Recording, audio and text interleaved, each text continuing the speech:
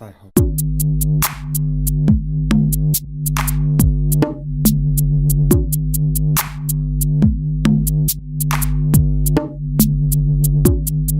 The Alienware R3 is a laptop that's been designed and built by Dell's premium gaming branch.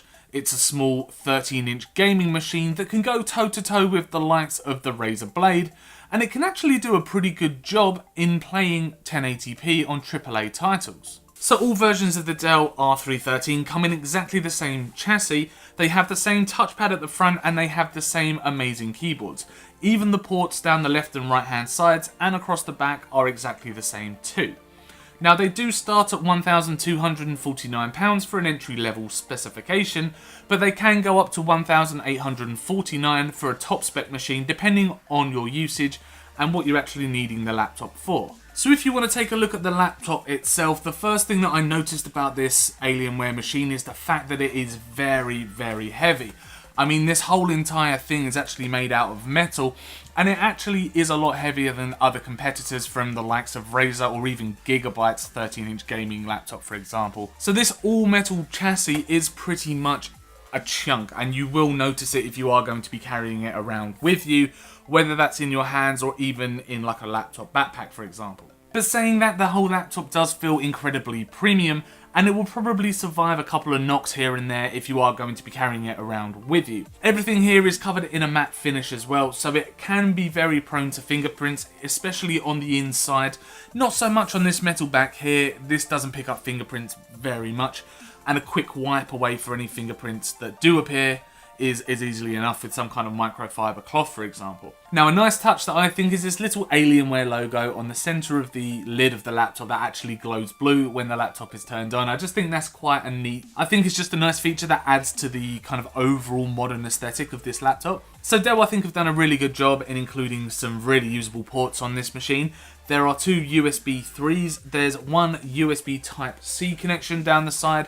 You've also got a Thunderbolt Generation 3 as well.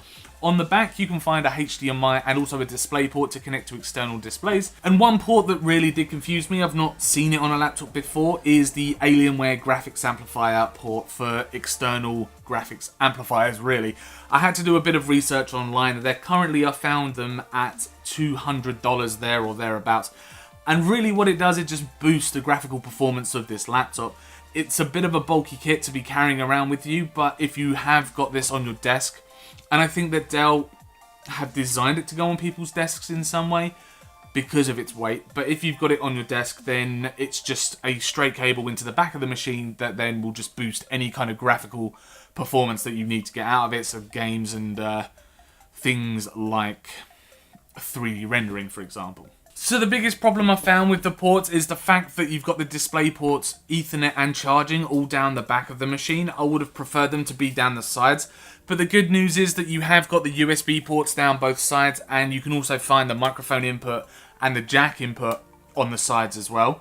So they have kept that more universal to other laptops. It's just ports going into the back, I think it can get a lot harder to use, especially if you've got the laptop on your lap. Now, don't quote me on this one, but I looked everywhere on this laptop and I couldn't find a memory card reader. Just an SD card reader would be absolutely fine. I mean, even on the back, it probably would never happen on the back anyway. That would be a horrible place for it.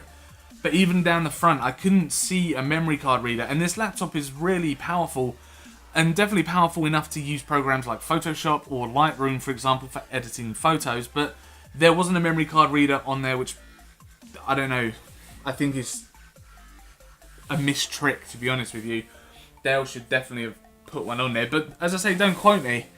I don't know if there isn't one, but I can't find one for the life of me, unless it's covered up with some kind of, I don't know, plastic cover, but I don't know, it's just not there. So one of the biggest problems I find with this laptop is its actual physical footprint, and the fact that it actually sticks quite far out of the back. Now this, I think, is just literally dedicated to like cooling solutions to keep this laptop nice and cool. And you can't really hear the fans, that whirring noise that you get from playing games on laptops.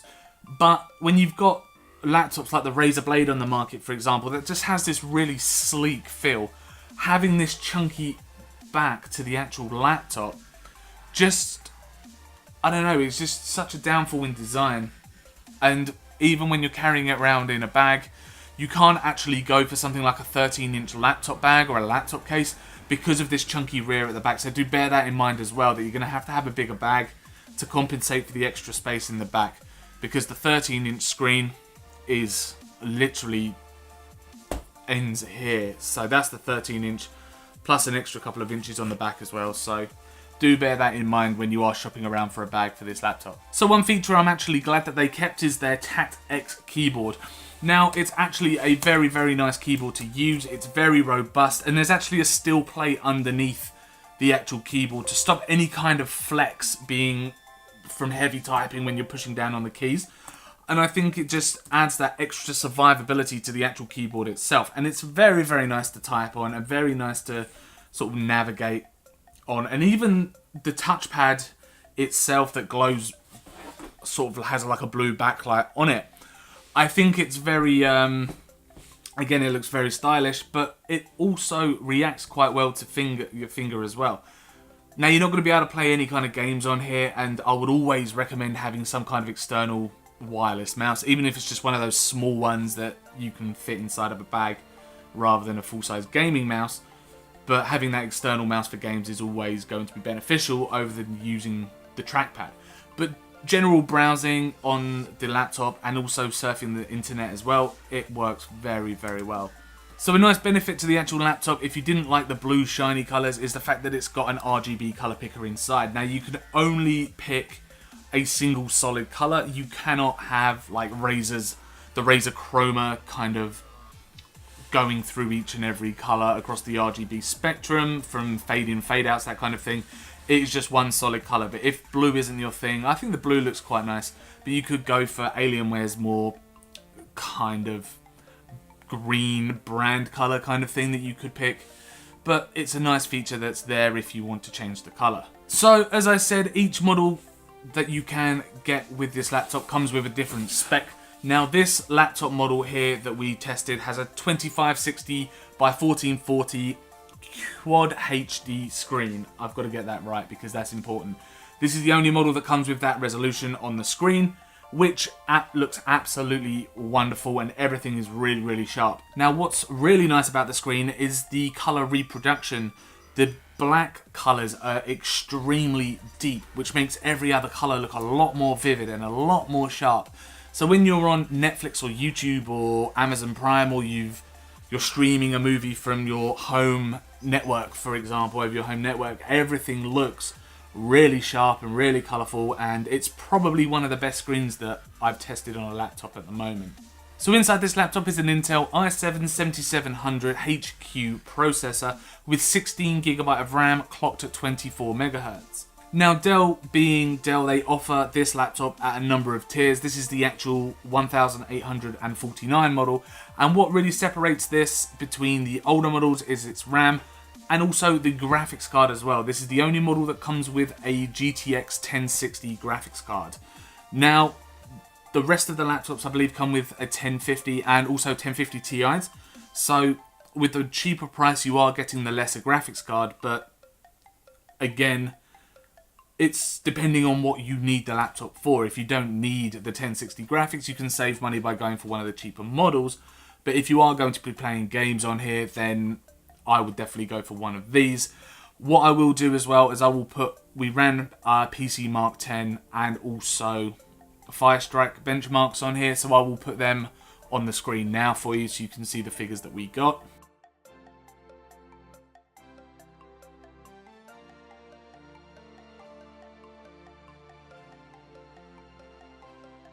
So I think the laptop is really, really good for playing 1080p resolutions on AAA gaming titles, but it's not great for hitting those 1440p graphics, and I think that's because of the 1060 graphics card in there. I managed to get a pretty decent frame per second rate out of games, and they weren't maxed graphics, but on preset graphics you were hitting sort of higher and highest rather than the ultras and extremes that you can find in games. But that still looked pretty good, and the added vivid colours on the actual screen and the deeper blacks all helped with making games look as good as possible. And I really couldn't fault the gaming experience that I had. Yes, it's only 1080p, but for portable gaming, you really cannot go wrong with this laptop. As I said before, even when playing games, the fans, yes, they kicked in, but because of the extra cooling space at the back, they didn't get very loud. And if you did hear the fans, you could always turn up the speakers and drown out sort of that droney fan noise. The speakers inside here are very good as well. I couldn't really fault them, and they go really loud, but at the louder volumes you can notice a bit of distortion coming through, so I wouldn't really opt for loudspeakers over a decent pair of headphones, especially if you're consuming media or playing games on the laptop. Overall, the gaming experience was good, and media consumption was fantastic. Sound is okay, but get a pair of headphones and use them instead. And just the overall desktop work for things like office applications and email ran really smooth. So I think in a nutshell, the Alienware R3 13 is an absolutely fantastic laptop for gamers who would want a choice of customization when they purchase. If you don't need the 1060 graphics card, then go for one of the 1050 models and save a bit of money there. And also, if you are wanting it for work and gaming as a portable solution, then yes, it can work really well. You just have to bear in mind that when you are carrying it around, it is pretty heavy, and it has got that chunky cooling solution on the back as well, so you have to bear that in mind when buying things like bags or laptop sleeves. The only thing that I found a bit strange is the fact that they've got this Quad HD screen on there capable of hitting 1440p resolutions, but they haven't put a specification in there to be able to handle hitting those resolutions, if that makes sense. So I would have thought Alienware would have a solution where you could have maybe like one of the mobile 1070 cards to go in there, just so it can handle hitting those larger resolutions, because at the moment it almost seems redundant going for this particular model with the 1060 in there. You're paying for the higher resolution screen, but you're not actually able to hit those resolutions. So that's really a catch-22 situation. Do you need the 1060 if you're not going to be able to get the maximum out of it with the screen? Or would you go for a 1050 and save a bit of money and then have that 1080p screen anyway? Yes, you're not going to get as higher graphics quality than you would with a 1060 card, but you're not spending money on something you can't essentially use, if that makes sense. But let us know in the comments what you think on that and whether that would put you off buying this particular laptop or not. So thank you very much for checking out our video review of the Alienware R3 13 laptop. If you like this review, then do click that like button. Please do subscribe to keep up with all of our latest tech and gaming videos. And as I said, leave us a comment below letting us know what you think about this laptop, or whether you would go for one of the lesser ones with the 1080p screens, or you would rather just the 1060 card in there and just have the best screen that you could get possible. But let us know in the comments what you think. As I say, thank you very much for watching, and we will see you in the next review.